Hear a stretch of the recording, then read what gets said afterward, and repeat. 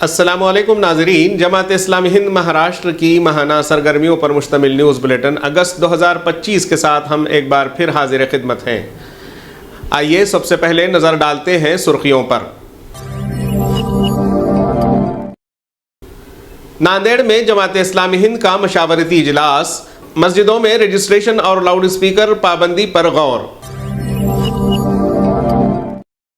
ماجلگاؤں میں آزادی کی 77ویں سالگرہ پر خون عطیہ کیمپ، 40 مسلمان خواتین نے خون کا عطیہ دے کر تاریخ رقم کی۔ جلگاؤں میں سلیمان خان کے قتل پر APCR کی ٹیم کی ان کے خاندان سے ملاقات، قانونی مدد کی یقین دہانی۔ انجمن اسلام ہائی اسکول میں والدین کی رہنمائی کے لیے پرورش ورکشاپ، بچوں کی تربیت میں حلال روزی و مثبت کردار کی اہمیت پر زور۔ بدناپور تعلقے میں مانجرگاؤں کے خاطیوں کے خلاف سخت کارروائی کا مطالبہ۔ پاتری میں جماعت اسلامی ہند کی نشست، شیتکری وکاس منچ کا قیام، کسانوں کی ترقی پر توجہ۔ اور گوونڈی میں خون عطیہ کیمپ، 41 رضاکاروں نے بڑھ چڑھ کر حصہ لیا، جماعت اسلامی ہند اور عیسائیوں کی مشترکہ فلاحی خدمت۔ آئیے اب خبریں تفصیل کے ساتھ۔ مسجدوں کے رجسٹریشن اور لاؤڈ اسپیکر کے استعمال سے متعلق انتظامیہ کی سختیوں کے پس منظر میں جماعت اسلامی ہند ناندیڑ کی جانب سے ایک مشاورتی اجلاس منعقد کیا گیا۔ اجلاس میں مختلف مکاتب فکر کے علماء، مسجد کمیٹیوں کے ذمہ داران اور ملی و سماجی تنظیموں کے نمائندے شریک ہوئے۔ اجلاس میں شرکاء نے حکومت کی فرقہ پرستی پر تنقید کی اور بیف بین، لاؤڈ اسپیکر ہٹانے کی سختی اور وقف ترمیمی قانون کو مسلمانوں کو الجھانے کی کوشش قرار دیا۔ انہوں نے مشترکہ لاہ عمل کی ضرورت پر زور دیا۔ ذمہ داران کے مطابق سپریم کورٹ نے لاؤڈ اسپیکر ہٹانے کا کوئی حکم نہیں دیا ہے۔ پولیس اگر زبانی طور پر ہٹانے کے کہے تو تحریری نوٹس طلب کیا جائے۔ انہوں نے کہا کہ اس معاملے پر ممبئی ہائی کورٹ میں پٹیشن دائر ہے جس پر جلد فیصلہ متوقع ہے۔ اجلاس کے آخر میں یہ طے پایا کہ مقامی سطح پر مسجد کمیٹیوں، علماء اور تنظیموں پر مشتمل مشترک کمیٹی تشکیل دی جائے۔ ضلع کی سطح پر ایک بڑا اجلاس بلایا جائے گا جس میں ماہرین مزید رہنمائی فراہم کریں گے۔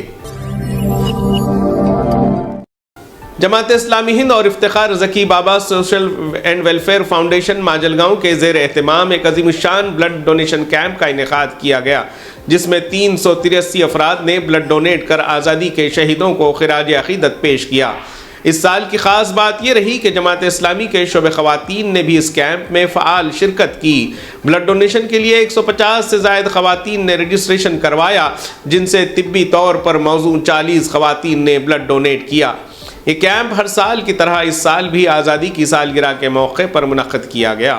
جماعت اسلامی ہند کے ذمہ داران کا کہنا ہے کہ یہ کیمپ نہ صرف صحت کی خدمت کا ذریعہ ہے بلکہ انسانی خدمت کی مثال بھی پیش کرتا ہے۔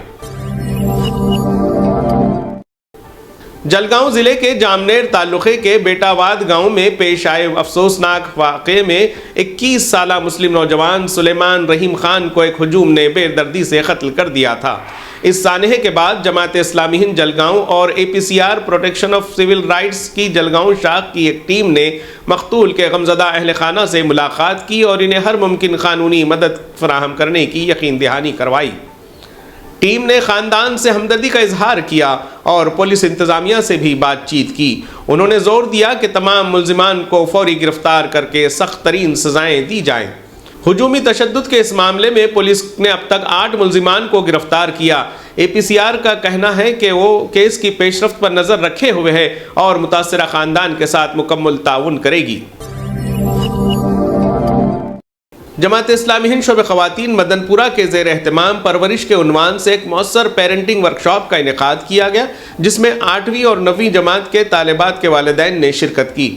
ورکشاپ کا بنیادی مقصد جدید دور کے چیلنجز کے پیش نظر بچوں کی بہترین تربیت کے لیے والدین کی رہنمائی کرنا تھا۔ ورکشاپ کے کلیدی مقرر جناب عقیل میاں عبد الرشید نے بچوں کی تعلیمی رہنمائی میں والدین کا کردار کے موضوع پر خطاب کرتے ہوئے کہا کہ بچوں کو شروع ہی سے اللہ تعالیٰ سے مانگنے کی عادت ڈالیں۔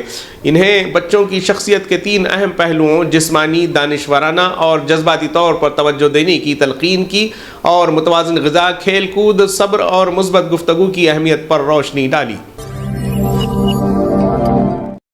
جالنا ضلع کے بدناپور تعلقے کے مانجر گاؤں میں دو سماجوں کے درمیان پیش آنے والے تنازع سے پیدا ہونے والے حالات کے پس منظر میں جماعت اسلامی ہند کے مقامی ذمہ داران نے ضلع ایس پی کو ایک میمورنڈم پیش کیا۔ یہ واقعہ 8 اگست کو پیش آیا تھا، جس میں ایک برادری کے متعدد افراد شدید زخمی ہو گئے تھے۔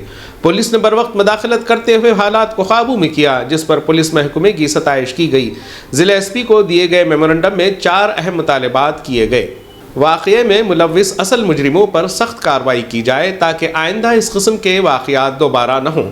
تفتیش کے دوران بے قصور افراد کو کسی بھی طرح کی تکلیف نہ دی جائے۔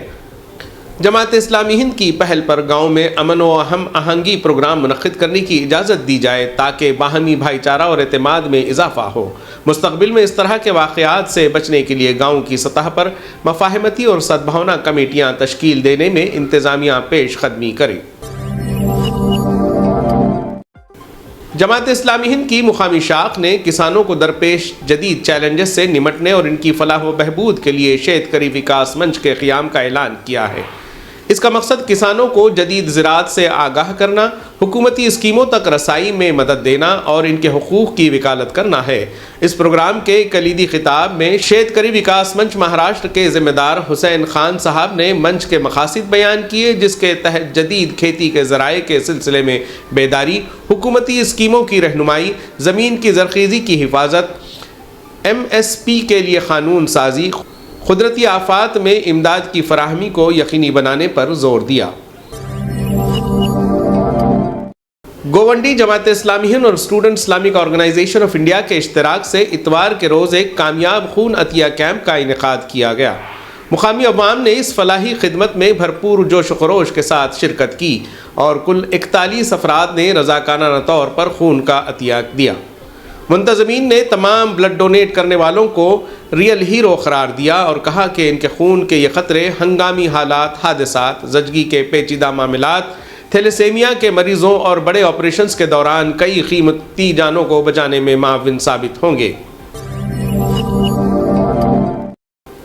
ناظرین، اس ماہ کی نیوز بلیٹن میں بس اتنا ہی۔ انشاءاللہ اگلے ماہ پھر ملیں گے۔ اللہ حافظ۔